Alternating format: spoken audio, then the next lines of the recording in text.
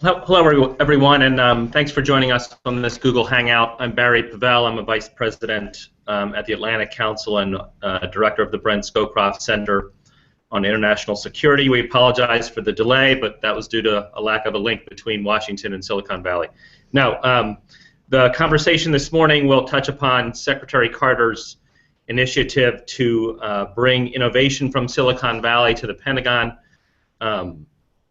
We've assembled some really fantastic speakers, most of whom are fellows and Atlantic Council staff, including in the Brent Scowcroft Center. So here in the Scowcroft Center, we spend quite a bit of time looking at emerging technologies, innovation, global trends, and their effects in particular on strategy at the national security level and also at the defense level, and have discussed these issues in quite a bit of detail with senior DOD and NSC officials, and we're really thrilled to have just a top-notch staff and network, including our ability to have someone like Michael Horowitz speak as part of our programming, I think, which shows our commitment to these issues. For a very long time, we've advocated a much stronger link between Silicon Valley and Washington. Most prominently, we had former National Security Advisor Steve Hadley on our stage last year on a conference on disruption and defense, and Steve said it would really behoove Washington to bring the Silicon Valley ethos to our defense and national security apparatus. We have a strategic foresight initiative practice area here that looks at global trends and their impacts on America's role in the world. We have an emerging defense challenges initiative run by Steve Grundman, who will speak on this during this hangout, and that practice area looks at creative ways to solve problems at the intersection of defense ministries and industry. We also constantly travel to Silicon Valley with our partners to talk about these issues and their intersection with some of the leading technologists there in the Valley. So when Secretary Carter gave his speech on April 23rd, it really played to a set of conversations we've been convening for quite a while. A few questions that I'll briefly explore, then I'll introduce our speakers, and then we'll go right to the discussion. First, I think the key question is there's a lot of skepticism in the Valley about this initiative. You can't just announce it and expect it to happen. And so how are we going to get companies that are interested in customers that are much easier to deal with and potentially have a lot more financial wherewithal than DOD? How can we try to overcome those obstacles? How can we make this a meaningful effort, in particular in light of budget austerity? Does the push to engage Silicon Valley day to day, is it doable? How can the Pentagon incentivize companies in the Valley? In what ways does this mesh with the broader offset strategy, and can this be a fruitful partnership for all parties involved? So we'll be looking at these and related questions. This session is on the record. It will be live tweeted at AC Scowcroft from the hashtag AC Defense, Atlantic Council Defense, AC Defense. We hope that you can join us in this conversation, and if you have a question, please tweet it at AC Scowcroft while using the hashtag. Let me briefly introduce our discussants. First, Pat O'Reilly is a non-resident senior fellow here at the Brent Scowcroft Center at the Atlantic Council. He retired as a lieutenant general in the Army after a very distinguished career, culminating in his leadership as director of the Pentagon's Missile Defense Agency, and he was the technical architect for the United States' current missile defense approach. He currently is the Senior Vice President of Alphabet Energy out there on the West Coast, where his company looks at thermoelectric technologies. Michael Horowitz is an Associate Professor of Political Science at the University of Pennsylvania in my hometown. He's the author of an award-winning book, The Diffusion of Military Power, Causes and Consequences for International Politics, and his expertise is on military innovation, the future of war, and forecasting, and we're really thrilled that he's joining us today. Kate Brannen is a non-resident senior fellow also here at the Brent Scowcroft Center. She was previously senior reporter with foreign policy covering the Pentagon Many of you have no doubt heard her name, and this is also her first council event as a speaker, and we're just thrilled to be engaging with someone as talented as Kate. And then Steve Grundman is the MA and George Lund Fellow here also at the Scowcroft Center. He was the Vice President of Charles River Associates, where he was the Director of Aerospace and Defense Consulting. And with that, I'm going to pass it to Pat O'Reilly for his initial remarks. Pat, please kick us off, if you will. Thank you, Barry. My perspective on this issue is at the transactional level. It's based on my 25 years in DOD acquisition business, and for the last several years, advising startups, and now I'm a member, as you said, of Alphabet Energy, a Silicon Valley startup, bringing to market semiconductor technology that converts waste heat to electricity.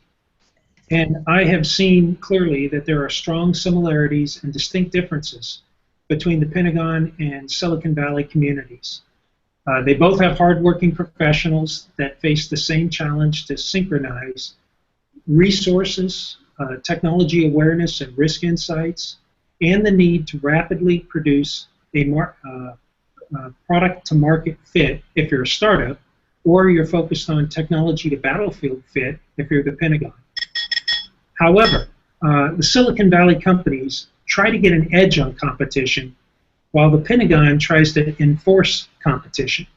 And these different paradigms result in two clearly distinctive behaviors in technical discourse and the speed of actions. In the Silicon Valley, intense, interactive technical discourse usually precedes and shapes business and contractual actions to rapidly transition technologies to the market.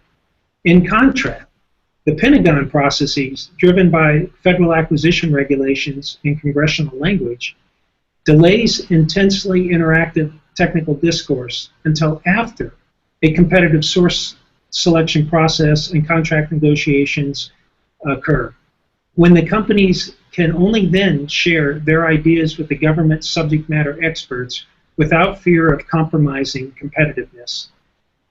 Currently allowed pre-source selection correspondence with DOD contracting officials is not the same as interactive discourse with subject matter experts, where the essence of technical needs and solutions can be formulated.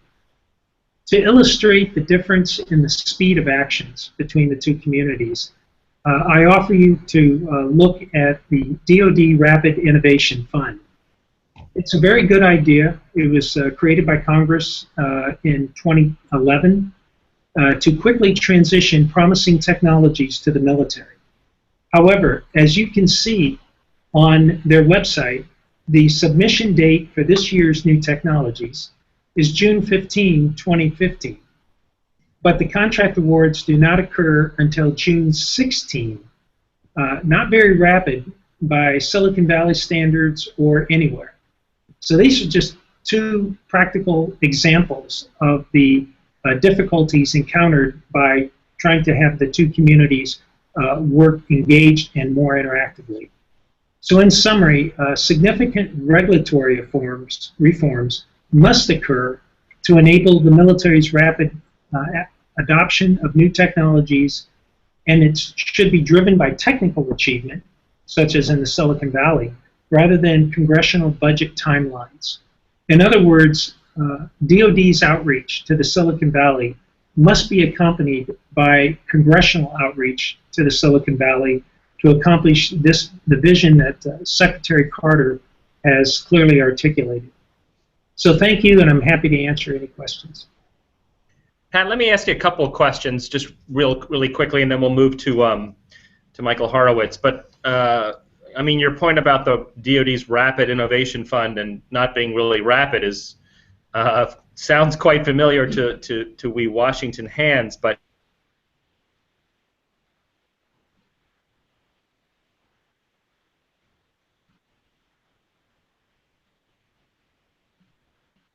yes, I mean, can DoD move more quickly than 1 year to contract award? I think they can. One obvious approach is to take, instead of annual submissions of ideas, theoretically you take the work and break it into quarters. So there's quarterly submission of ideas, And that's just a very simple way to do it. There probably would be additional administrative inefficiencies of doing it that way, but if you look at what you're trying to achieve, which is speed and being exposed to good ideas as they're emerging, small companies can't wait a year for these type of decisions. Our pace is at a much, much faster, much more rapid tempo. And so and I only use that one as the example. I would say if you look at most of these initiatives where you apply good technical ideas or for review, they're on, at best, a semi-annual approach. So that's just one simple step, is to break it more quickly. Another is to create, there are success stories. And we are currently in dialogue with the Army Research Lab, for example, of creating a cooperative research and development agreement where it's almost continuous interaction. Those are more of the examples I think could be pursued by the department in a much greater, to a much greater extent, to which would move you forward in the right direction, I believe. So is this what you meant then, Pat, also by more congressional outreach in addition to DOD outreach to the Valley? In other words, exposing congressional members as well as key staff to the need for a very different approach, a much more rapid and nimble and agile approach that doesn't take the normal DOD timelines of a year or more likely multiple years? Yes, I truly do. One thing is to look at the technologies more iteratively from a congressional point of view. So, again, instead of awarding very long contracts, you especially in the premium, they could still parse it out where there's a balance between accountability and auditability, at the same time getting the resources and the exposure to the technologies on a much quicker basis. So exactly right. I do believe the staffs and members would benefit from a review from a point of view of not just accountability and competitiveness, but also speed of transactions. Great. Thanks, Pat, very much. I think we're starting to get into some of the specifics, which is really what I want to do in this conversation. Let me turn now to Michael Horowitz to hear his initial thoughts on these issues. Michael? Thanks a lot, and thanks for having me today. I mean, my perspective here is based on my research on military innovation, which focuses on how countries, how military specifically, try to get ahead and stay ahead. And the thing that I would start with in this regard is that it's hard to innovate when you're number one. If you look in the mirror every day and you say that you're the best, like, hey, I'm really good looking, then it's difficult to innovate. And I think that that's something that has been challenging for the Defense Department over the last generation in some ways, and it's becoming especially important today. And in particular, I would differentiate between innovating when it comes to buying new widgets, technical change, and innovating when it comes to changing organizational processes, how it is that we think about how to use technologies, because those are different things. And I think to some extent, when we talk about Silicon Valley and the DoD's interaction with Silicon Valley, these things end up getting conflated. In that we know that the Pentagon's weapons acquisition process is too slow. I mean, we've heard it already today. I'll say it. I suspect others will say it as well.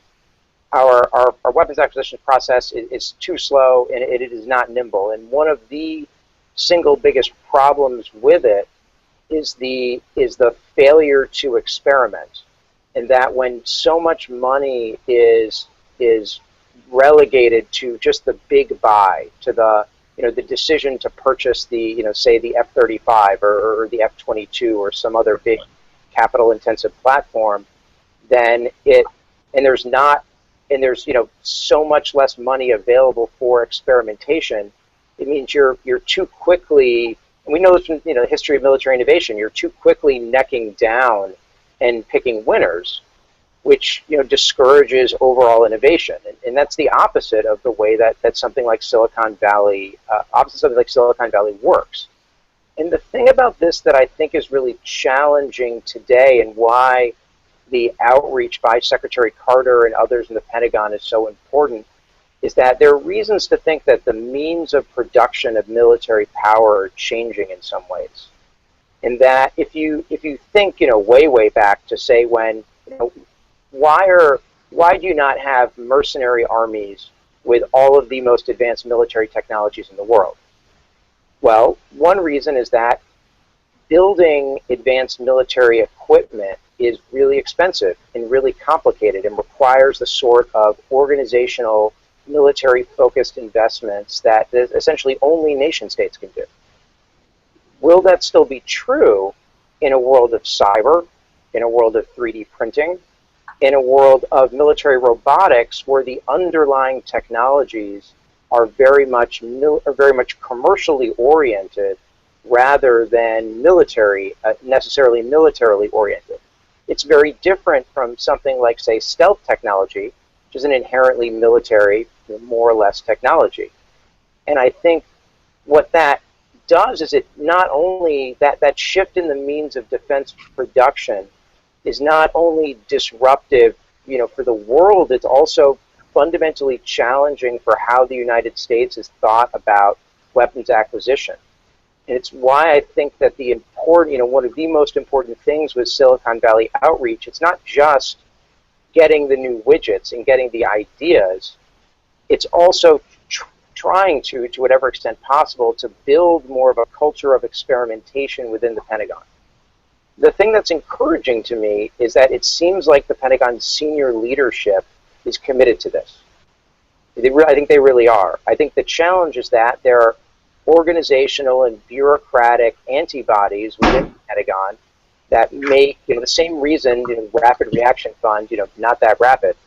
All of those same things make this type of rapid sort of thinking more difficult. And so I guess I would conclude by saying I think it's important that we separate the challenge of the design challenge of how do we get new ideas for the next technology from how do we get ideas for how to build that technology and then how to integrate that technology into the force. Because I think that innovation is required across all of these areas, and that Silicon Valley has some things it has to offer across all of these areas, and that we need to be careful that outreach doesn't just end up in one or the other bucket, but instead crosses that spectrum. Wow, Michael, thanks very much. You raised a number of questions, and I see we're already getting some questions on Twitter, which we'll get to. I mean, I think you're one of your key points, and you make quite a few, I think, that's worth just hearing a little bit more on is how Ash Carter is the right Secretary of Defense to start this process, to oversee this process. He was in Silicon Valley when the president called him back. But I worry. I mean, if Ash Carter is the only one really pushing this with the necessary vigor, the necessary management attention, the necessary innovation and understanding, how far is it going to go in his spare time? And this is a typical Washington question, but shouldn't he appoint a czar or someone who's got the same mindset, attributes, and understanding and orientation to push this through? No czars. I think he in some ways already has his czar, and that's Bob Work. I can think of no deputy another official who doesn't have a lot of time to do this. No, he's got a very large portfolio. No, that's fair, but I think that it's not necessarily about having one person with the innovation portfolio. Although, I mean, certainly if you can find one, that would be, in some ways that could be terrific, although you certainly just risk replicating another bureaucracy.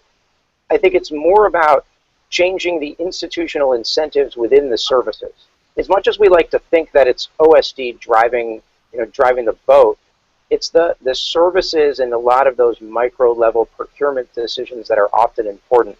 And I think it's about changing those service-level incentive structures. It's one of the reasons why I think the Navy, for example, creating an uninhabited systems office and potential deputy assistant secretary is potentially maybe an early good sign that some of these ideas from very busy people are starting or filtering down in a way that could encourage change at the service level.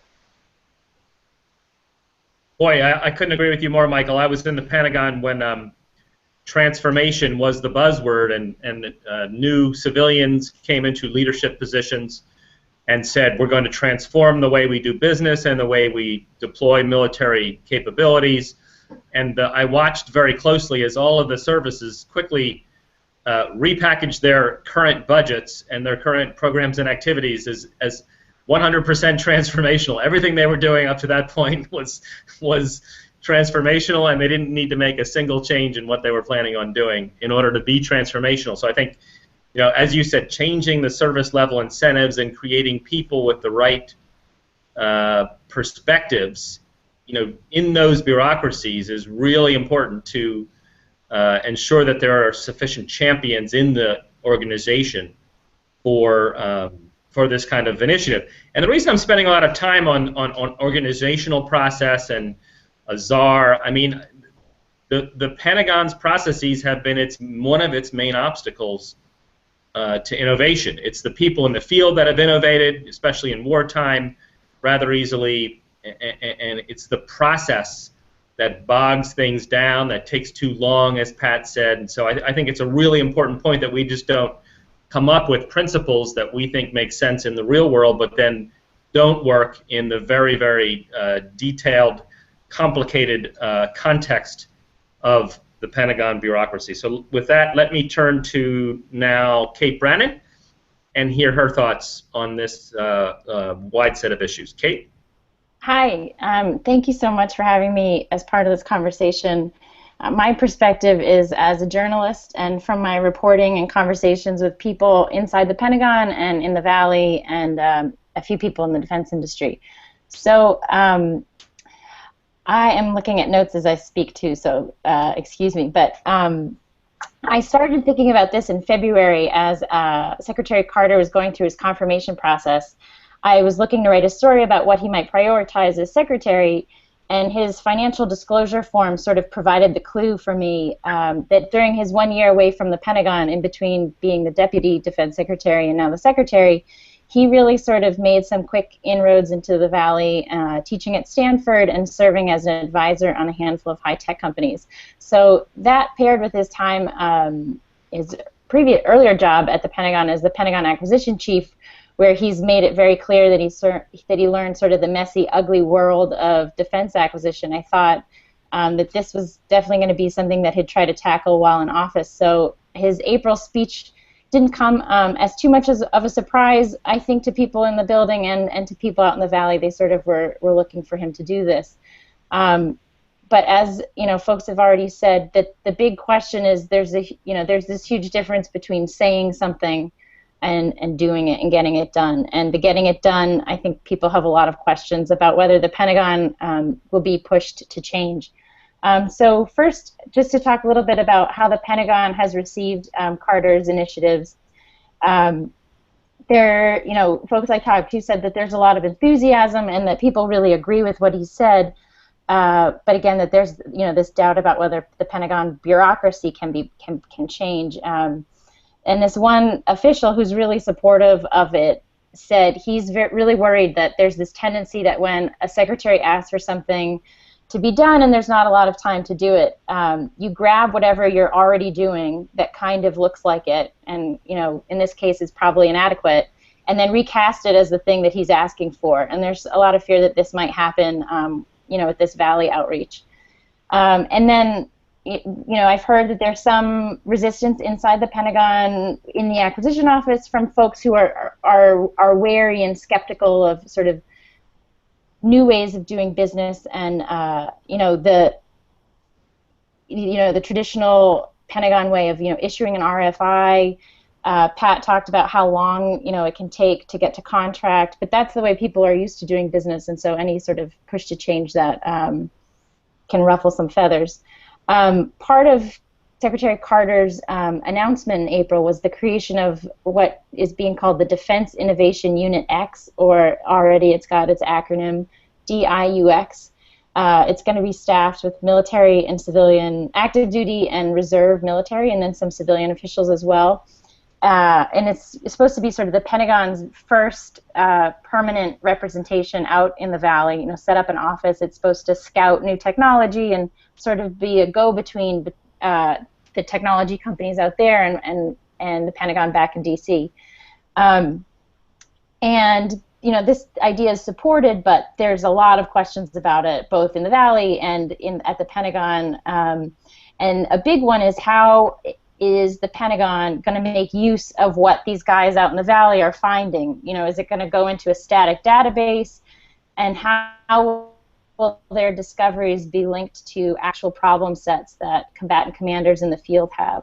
And that's a big concern. I heard from a few people that in the Valley, problems drive technology, and if an actual problem isn't linked to the technology answer, then the whole thing is sort of useless. You know, just looking for technology's sake isn't going to open any doors, one person told me. And in the Valley, money doesn't always open doors either. You really have to have a good problem and an ability to translate it to the right people. And I think that that's one of the big challenges for DOD out there. Let's see. Another portion of what Carter announced was that they're going to make some investments in In-Q-Tel, a nonprofit that was started by the intelligence community out there, and that DOD has done some business with, but not a ton. And folks said to me that this is this was sort of a signal by Carter saying, we're going to try to do business with you on your terms, but that's a promise that's going to be pretty difficult for him to keep. Sort of the In-Q-Tel model is, if you invest $10 million in In-Q-Tel, they're going to make 10 $1 million investments, out of which maybe one will pay off, and that would be, you know, great results. But those aren't really odds that the Pentagon's used to working with, and they're definitely not odds that Capitol Hill will be crazy about. And so, as you know, Barry, you've already said, and Pat said, it's really important to get buy-in from Capitol Hill on this. Otherwise, you know, DOD could, you know, once again be beat up for wasting taxpayer dollars. But really, the appetite for risk when it comes to working with, you know, high-tech startups has to change, because that's just not the way they work, and you know, you have to create incentives for them to come do business with DOD. Excuse me. And then I'll just skip to a little bit of what I heard from some Silicon Valley folks. Let's see. So again, there's enthusiasm and this sense that this is long overdue, so of course it's a good thing that Carter has announced this. And one person said to me, you know, it's amazing. He looks around, you know, outside his office, and he sees representatives from, you know, at least 100 international companies, you know, with permanent offices in the Valley, and that it's just incredible that this government outreach out there from the Pentagon, and now DHS is going to be doing it as well. But lots of pessimism too, that Carter's initiatives will either be watered down or implemented counter to how the Valley operates. I think that that's a big thing that sort of hits on this culture clash between Washington and the Valley. And let's see, again, you know, more about how you have to have the linkage between problem sets and technology, and that another point on this DUIX office is that it can't be the single point of contact between the Valley and the Pentagon, because then it really becomes just a choke point, and it really has to be, the folks out there have to be sort of the go-between and the translators between Washington and Silicon Valley technology companies. And by no means should it mean that other people from the Pentagon don't travel to Silicon Valley. You know, it shouldn't be thought of as, we've got this DIUX office out there, so now we don't have to go. That would be, you know, a disaster. That the DIUX office should sort of be scouting and finding the right people for when, you know, the combatant commander or whoever it is, the DOD civilian official, goes to the Valley, that he can be put in touch with the right people to talk about the right problems. That is it. I'll leave it there. Sorry if I was a little scattershot, but there you go. No, not at all. I don't think you were scattershot at all, Kate. And I would.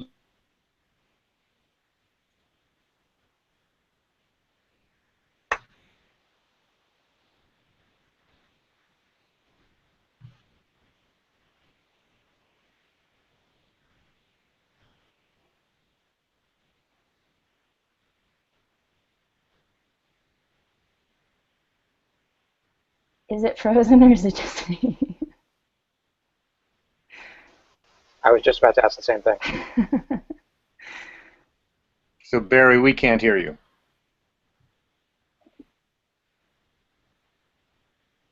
Barry, your site is frozen.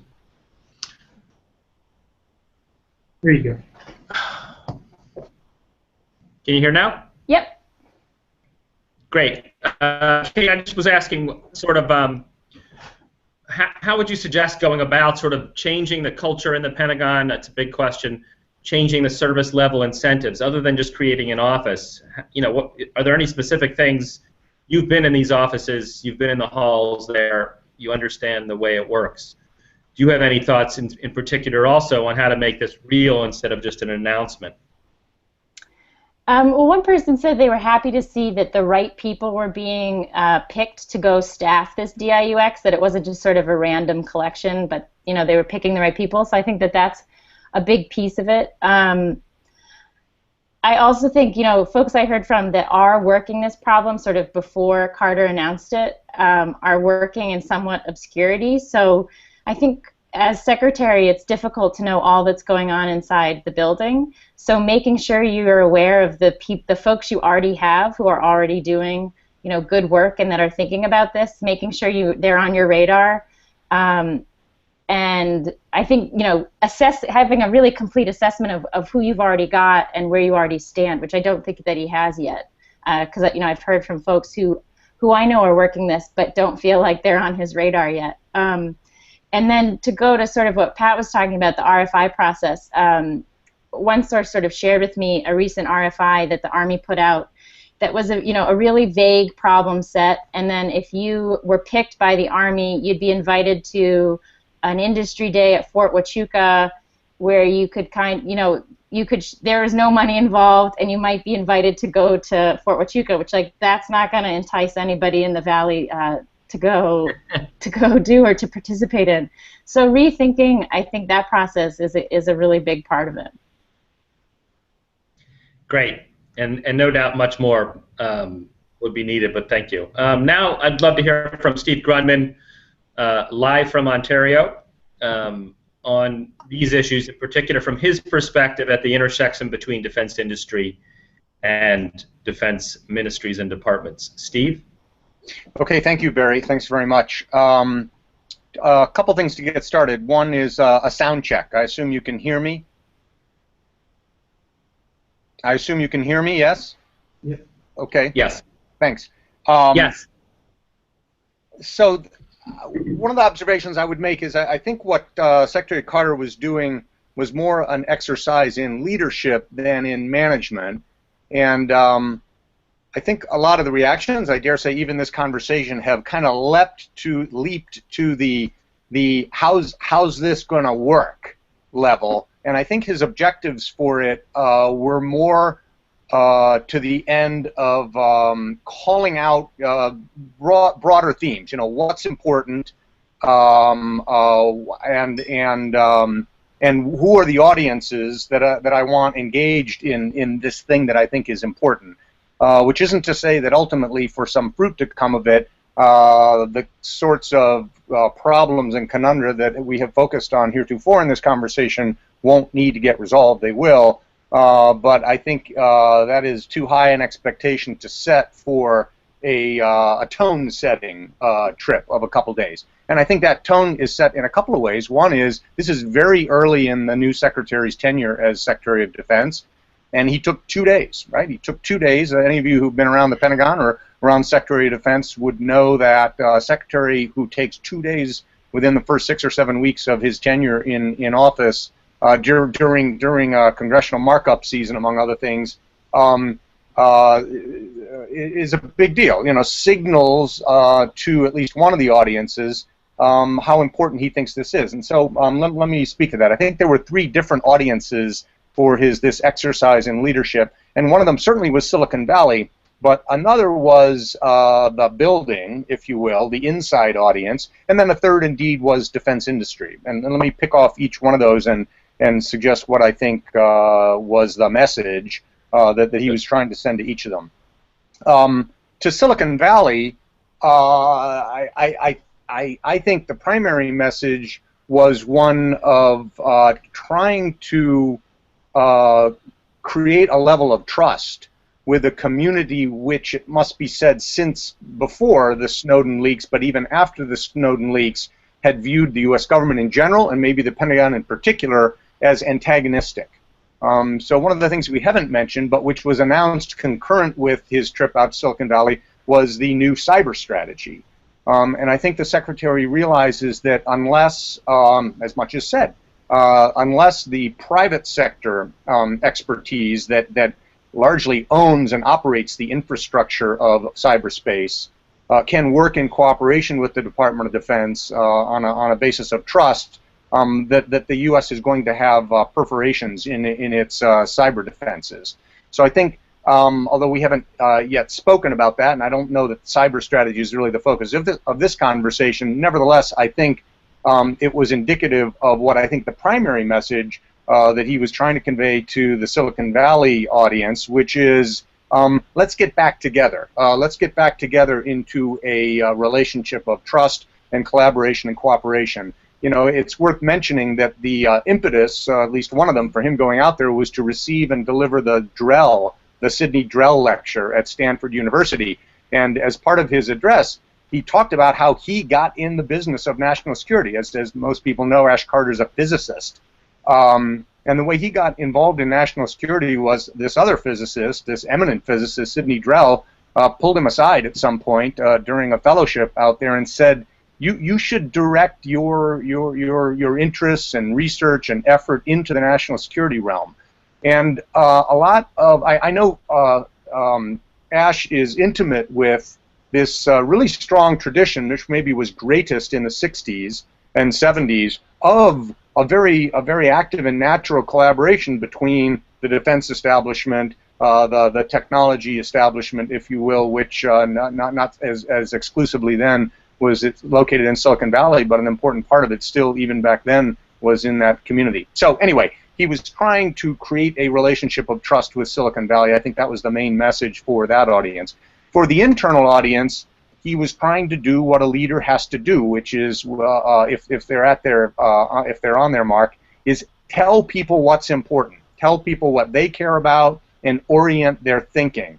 Now, there's a long distance between simply telling the Acquisition Management Corps, I think it's important that we engage Silicon Valley, and getting productive product and technology out of it, but it is the important first step, and there's nobody like the Secretary of Defense by his own actions, not a memo, not even a speech from the podium of the Pentagon, but physically going out to Silicon Valley for a couple of days to convey to the internal workforce and the acquisition management system what he thinks is important. And I again, any of you who've worked in the Pentagon know people follow what the leadership is doing and try to get in step with it generally. There are recalcitrants, and there's a great dynamic of these things, of course, that is fun for reporters and even those of us who have been in the building to participate in, but it makes a big difference to know and to orient to what the Secretary thinks is important, and he was doing that.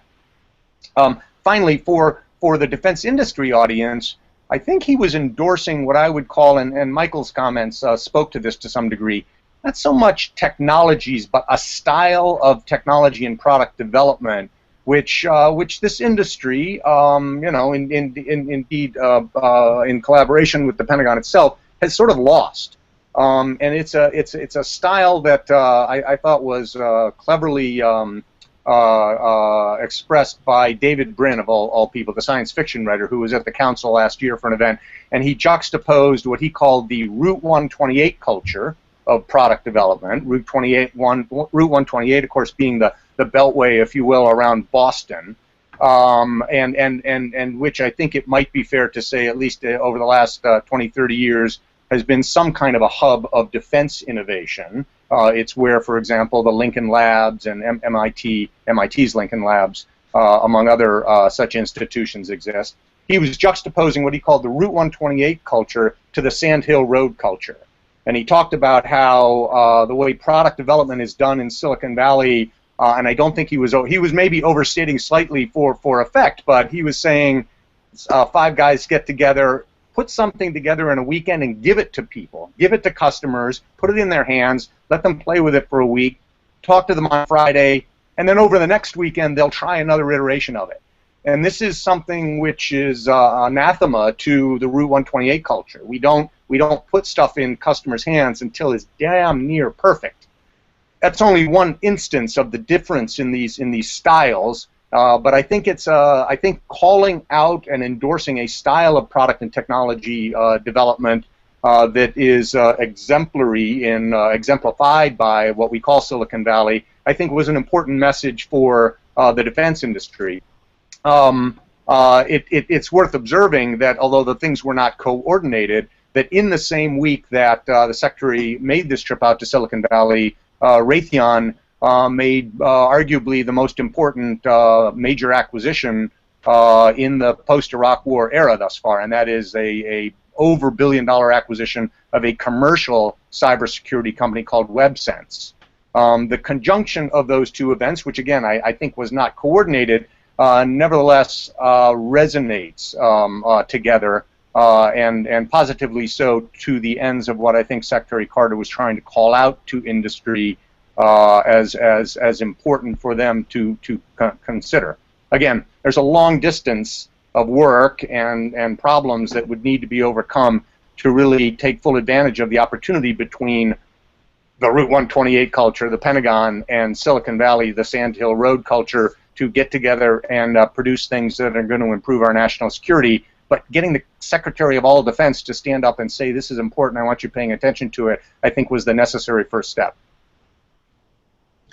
Great, thanks, Steve. Just a couple follow-up questions that I really liked your 3 audiences, and would just ask you in particular about that. I mean, is it possible, you know, there are messages to each of the 3 audiences, but I think the key here is how do we get audience 1, the Valley, to engage productively, and how do we get with the other 2, and how do we get the other 2, which is probably the biggest obstacle, to harness the creativity and technology coming out of Silicon Valley to do, as Kate Brannen said, to meet the combatant commanders' needs, not just now, but in 2020 and 2030. I mean, how do we get these 3 audiences together? Are there other things that should be considered? It sounds like you think this is a great start, and I agree with that.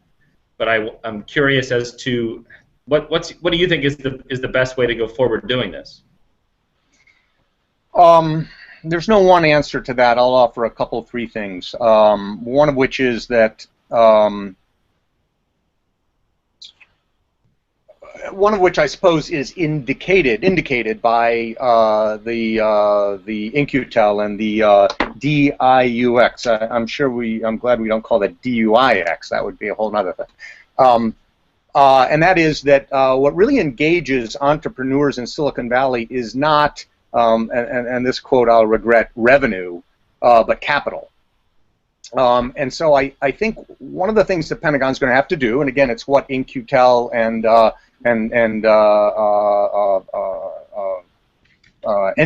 government enterprises like it, of which there are a couple others, perhaps DIUX is going to be one of them. What they do is they make investments in companies. They put risk capital into companies that are either are working on problems that the Pentagon is interested in, or could be working on problems. But the way to attract their attention is not by paying them things to deliver either engineering hours or products, but by giving them capital with which to grow their companies. And that really is the lifeblood of Silicon Valley. And I think one of the things the Pentagon is going to have to do in order to engage that spirit out in Silicon Valley is to get involved in being an investor more than a customer. Now that runs directly across a very strong tradition in America called "we don't do industrial policy," but I think as a country we're either going to have to just call it something else, or we're going to have to get over that. That we don't do industrial policy, which is not true to begin with. We just like telling ourselves it's true. Maybe I'll leave. You know, there could be other things that would need to be done. You know, again, I would cite the acquisition of WebSense by Raytheon as the kind of thing which industry could do to better engage this Sandhill Road style of acquisition. Certainly, WebSense has a great and growing business that Raytheon, in a segment of the market, Raytheon wants to address. But by the same token, I have little doubt but that Tom Kennedy, the CEO of Raytheon, wants to infiltrate some of that style of WebSense back into the cybersecurity businesses that Raytheon sells to the U.S. government as well.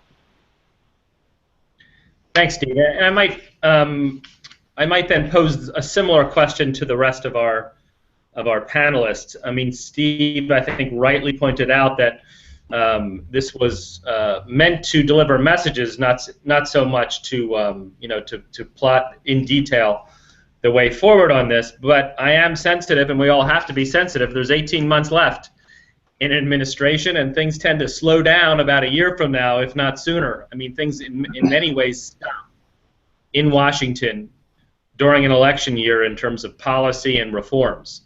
And so a lot less than 18 months to go.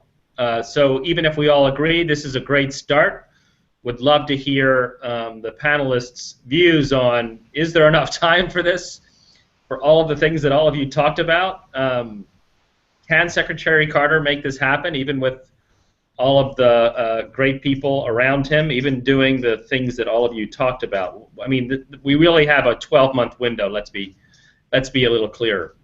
Some of us have been in the bureaucracy in the last summer of an administration, and nothing happens. So what do people think are the priorities, and how will Carter deal with this ticking clock where there's very few days left to get anything done in a major way? What do you think the keys are to doing this right?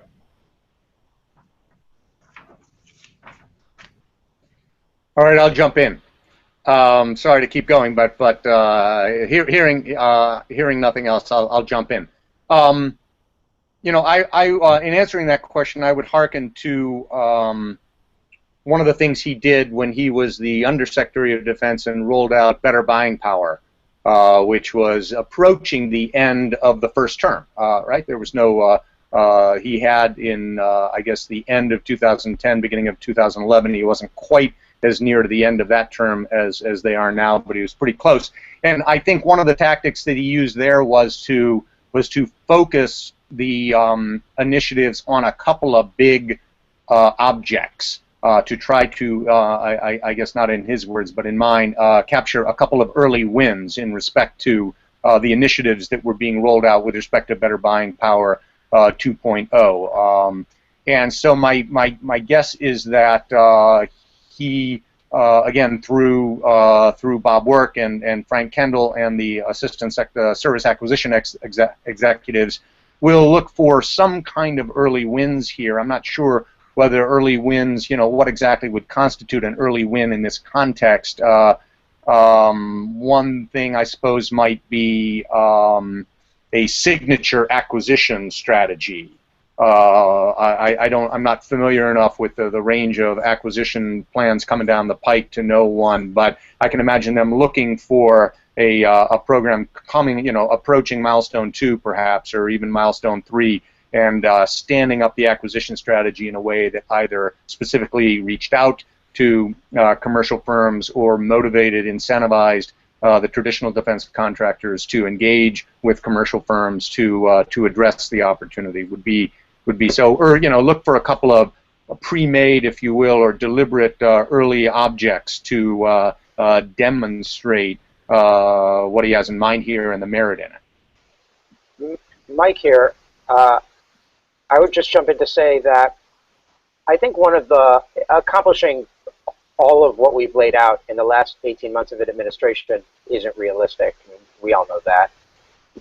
What I think the encouraging thing is that I think the community of people who are really engaged on this issue inside and outside the Beltway, or that it's a bipartisan group, and that while it happens to be Deputy Secretary Work and Secretary Carter that are in Undersecretary Kendall that are in the leadership role right now, I think that there are strong leaders across the aisle. I mean, if you look at some of the people who are the most engaged in Congress on this issue, there were certainly Republicans on that list. And I think that if this effort is going to succeed, it's going to have to be a bipartisan effort. And I think one of the things that's encouraging about this, again, is that whether or not all of this works is a different story, but the community of people that are interested, crosses the aisle, and I think that's a good thing. No, I think that's right. Let me add a point. Let me add a finer point to it, and ask Pat O'Reilly and Kate Brannen with this added sense of urgency that I will add. I mean, Michael's initial comments talked about basically the world that we describe here at the Atlantic Council as a world of individual empowerment, where a lot of technologies that have very significant military applicability are being democratized. In other words, people can build it themselves, people can put things together, people can program soon, if not now, swarms of drones to do different things. We saw a demonstration of that at the Atlantic Council a few weeks ago. And so this is a world where DOD could get surprised very quickly, and certainly within the next 18 months, in a militarily significant way. It's a world we also described in our recent strategy paper that we called dynamic stability.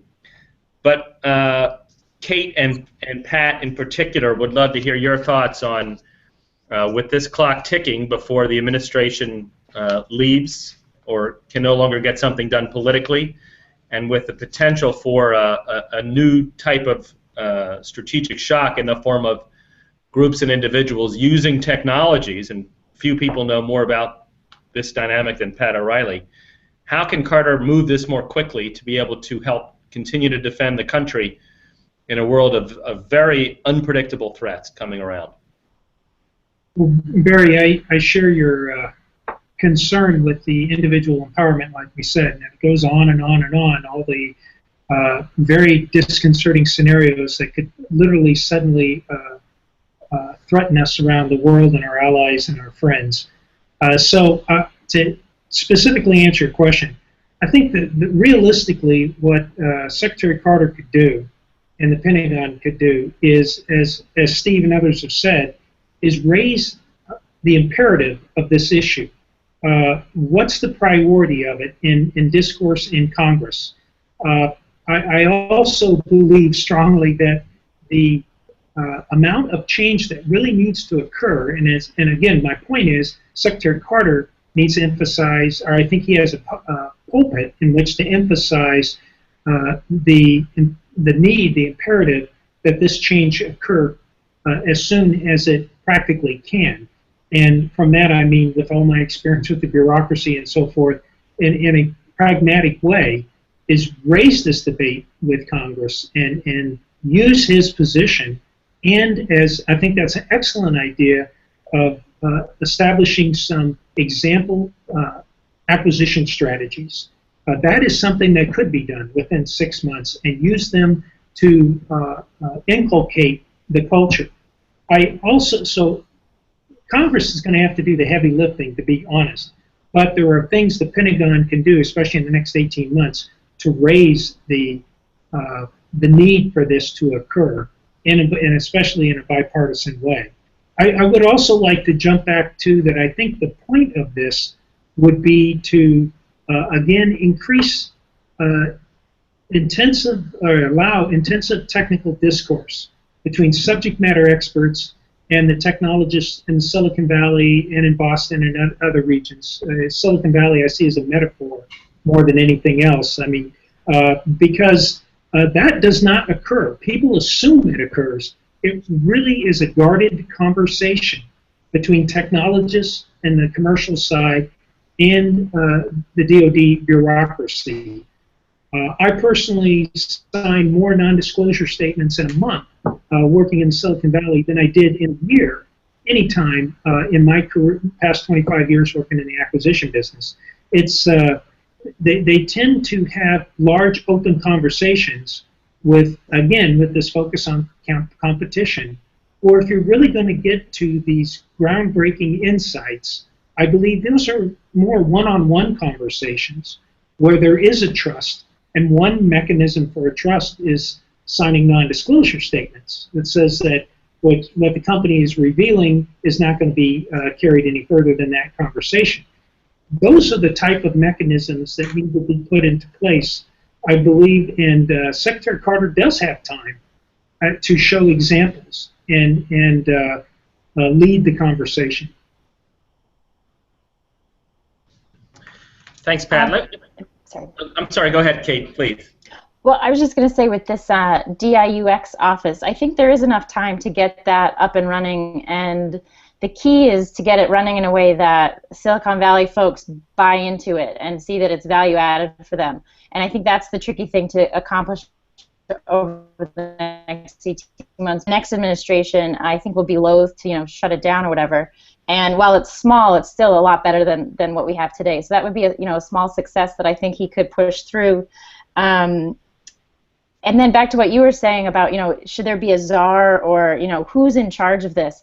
And I don't know if there needs to be a czar, but clearly somebody who has the time to devote, somebody high level who has the time to actually focus on this needs to be, identified and empowered to, spend all their time on this. And I've been told that Tom Earhart is going to be key to implementing a lot of this, and he's clearly a really busy guy with a lot of other stuff on his plate.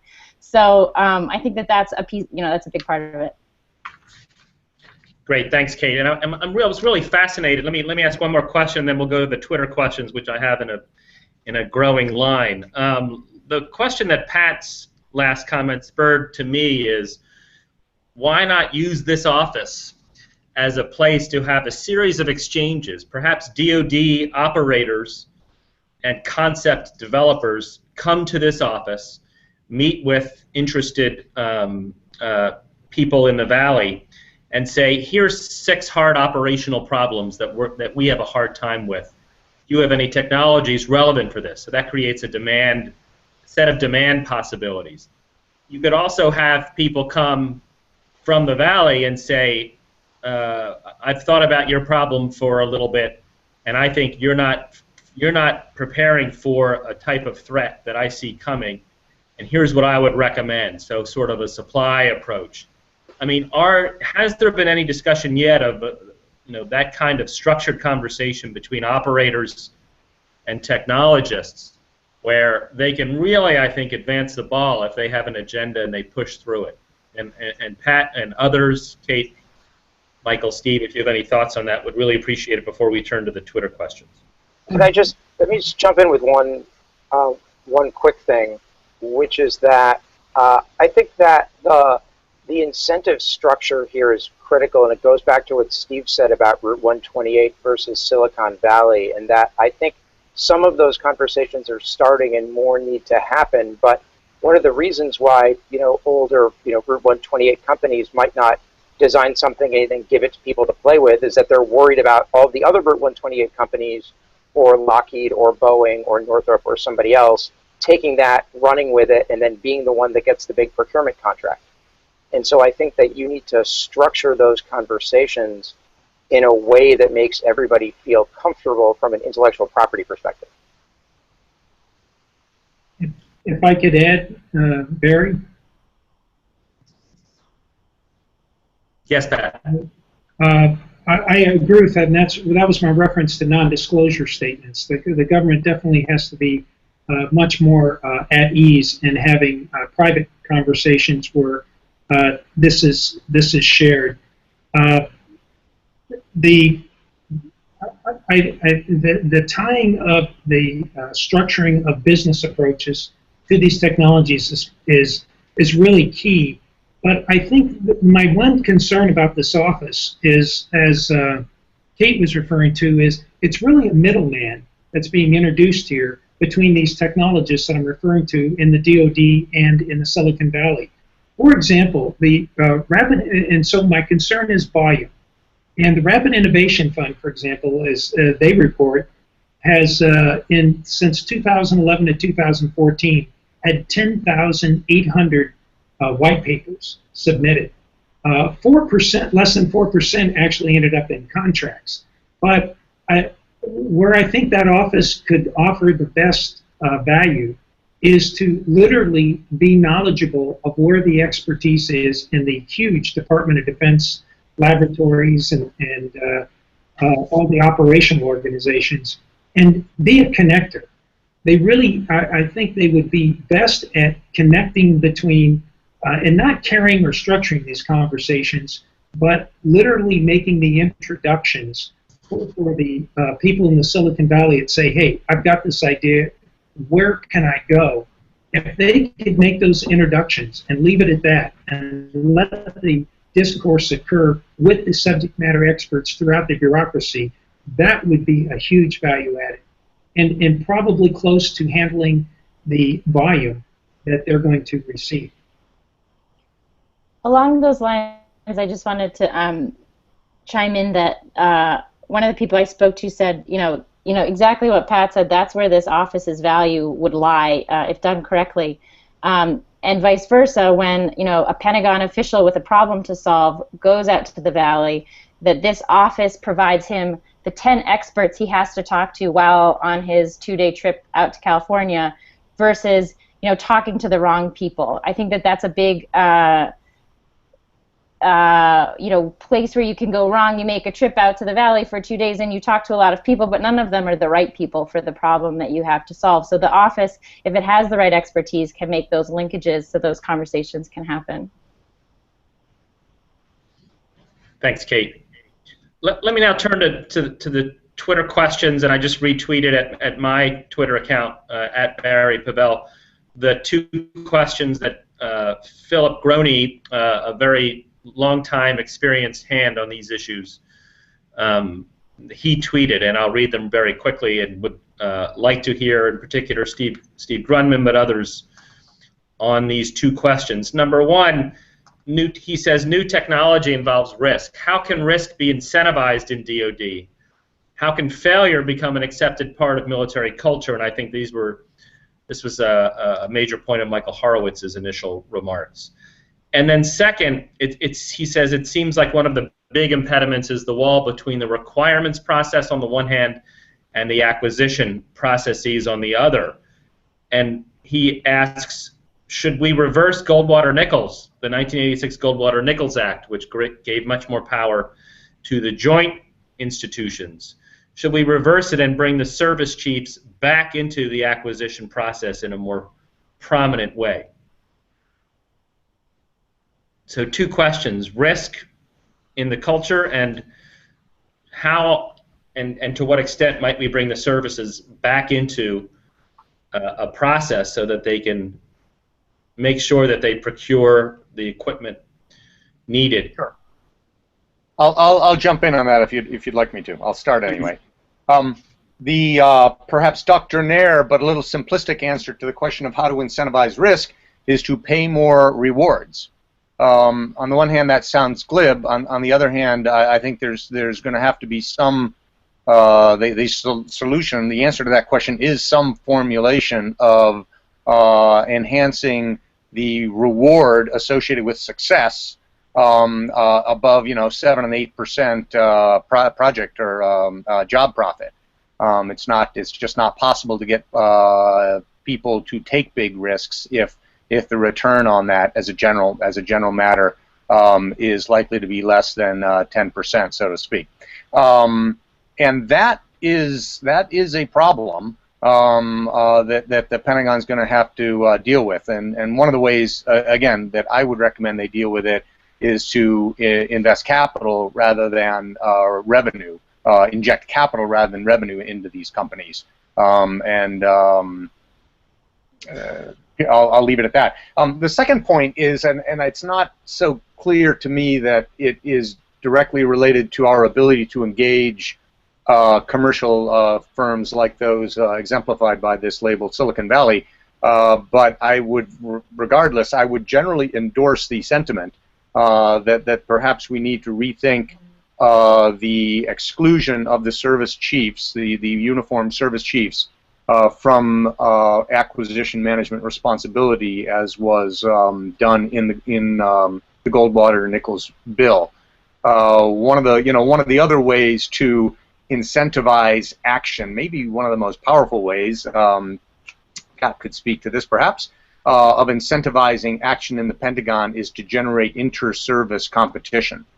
And one of the for all the good that jointness has done us, one of the bads it has done us is it has tended to mute inter-service competition, which, if you go back into the immediate post-war 50s and 60s era, was a really important engine of change and innovation in the Department of Defense, was that inter-service competition for missions and roles, and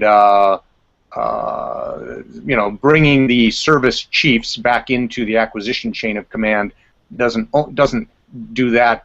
There's not a sufficient step in that direction, but it brings the need for inter-service competition to mind. I can imagine, for example, if services had the opportunity to compete over a mission area, that one or another of them would decide they're going to go after these commercial technologies in a big way in order to give themselves an advantage over other services that either culturally or bureaucratically or for simple lack of energy and leadership had decided they would try to wring out of their own laboratories or some such alternate paradigm as that.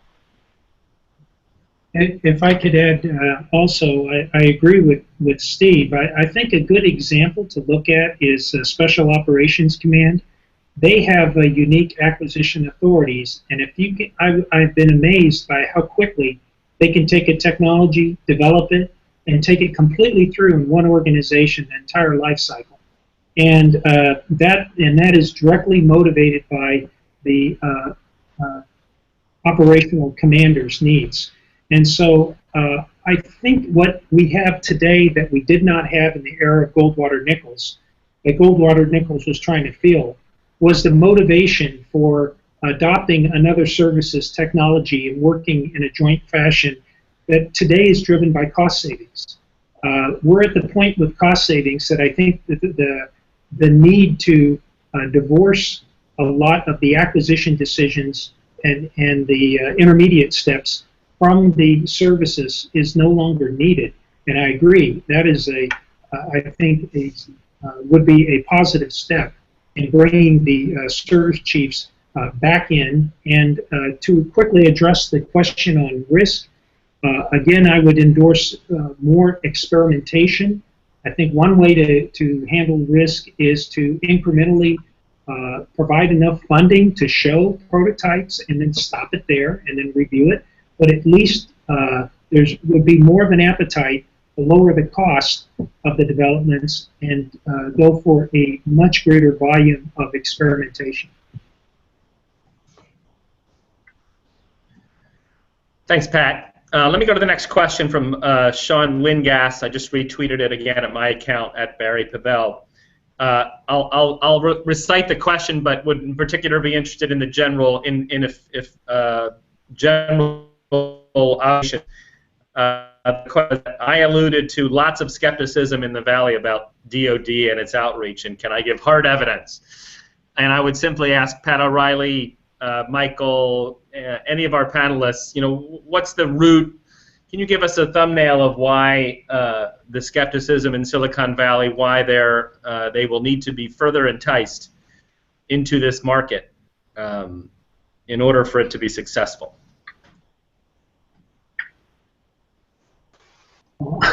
I can tell you from firsthand experience that the skepticism is driven, again, by the drawn-out discourse that occurs between the companies trying to work. If we're interested in working with the DOD, the processes are monumentally longer, and the uncertainty in the outcome of your investment is much greater.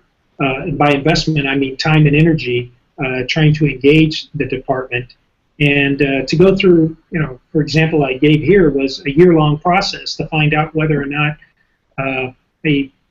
some ideas, white papers, things that were disclosed would actually come to any type of fruition is really on the complete outside, in my view, of the targets, the business targets, the objectives and things that businessmen in the Silicon Valley and technologists are looking at.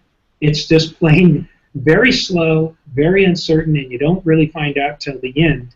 And there is this wall, not said derogatorily, of contracting officials that you really see if you're a company and not familiar with who's on the other side of that wall, that perhaps these initiatives can lower. But you're not speaking the same language with the same incentives that and the same intention that the people you are talking to on the other side, if you're from a Silicon Valley view.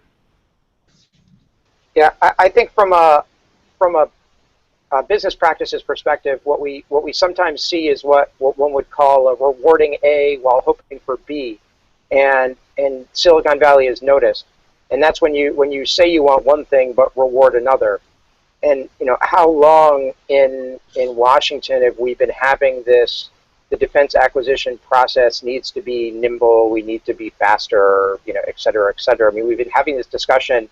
I mean, heck, from even before 9/11, and I think that's indicative of process challenges that we've had in Washington that people in Silicon Valley have noticed.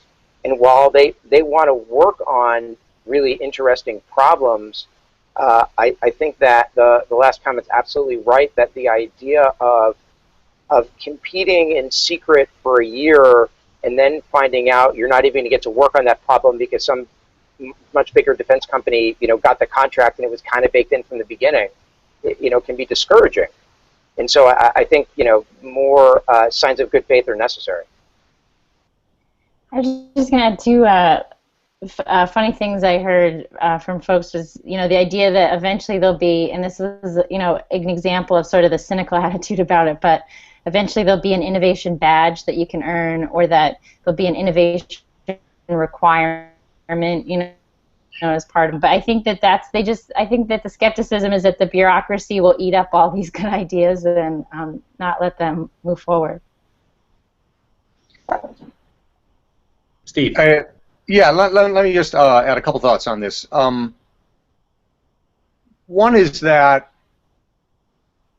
there aren't that. If you look at the entire investment budget, the modernization budget of the DOD, there aren't that many dollars that the Silicon Valley is well positioned to address.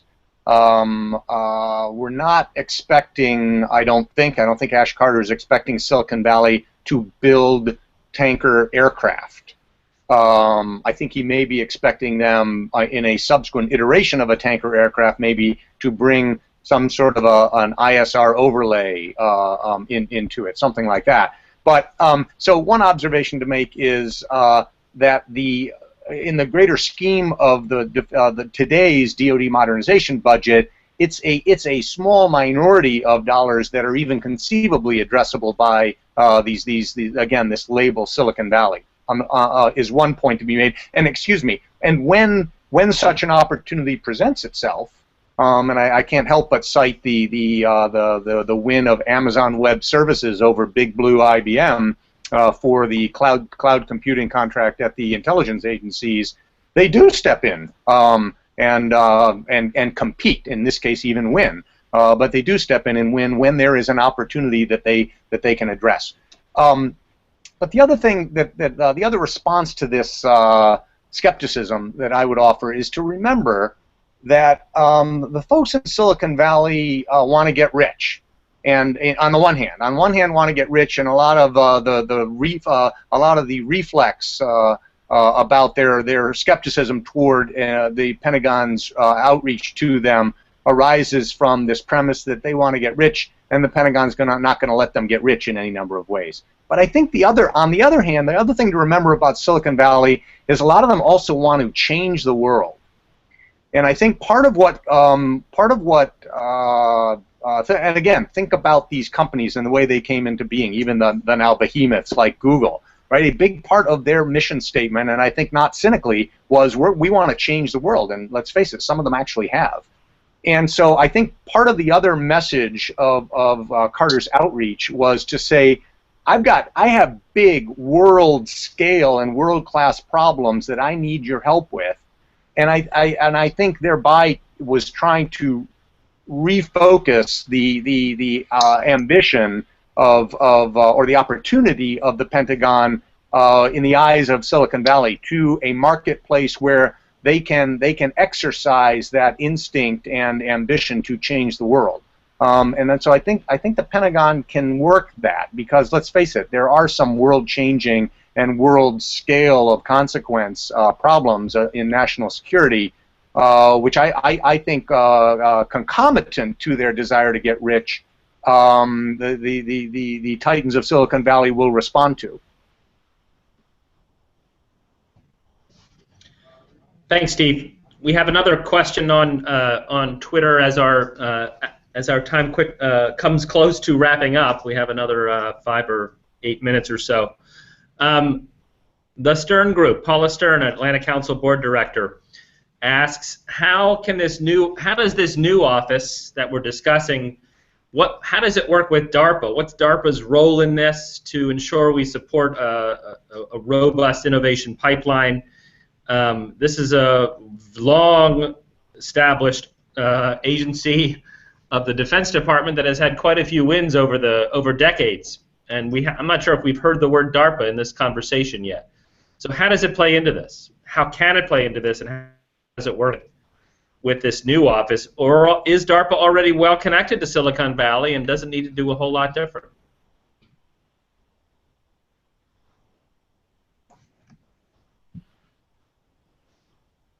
I think that goes what I was saying earlier about having a good lay of the land before you set off.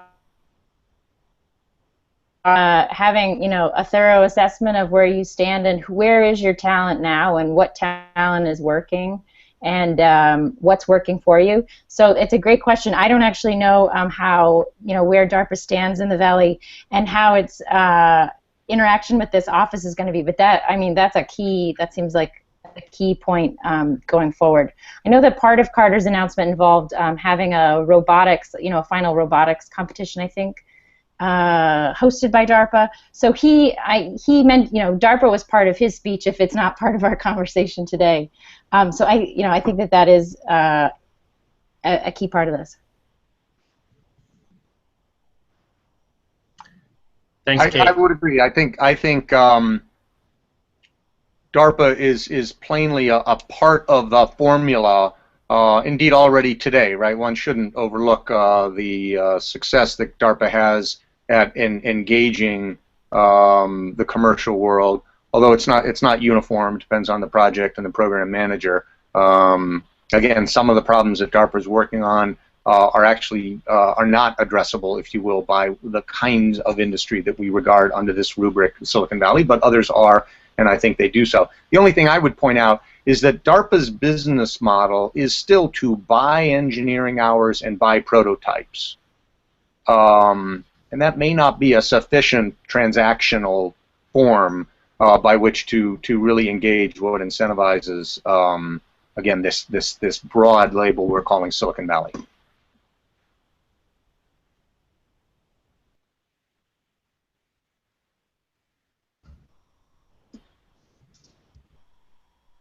Barry, you're either frozen or reticent.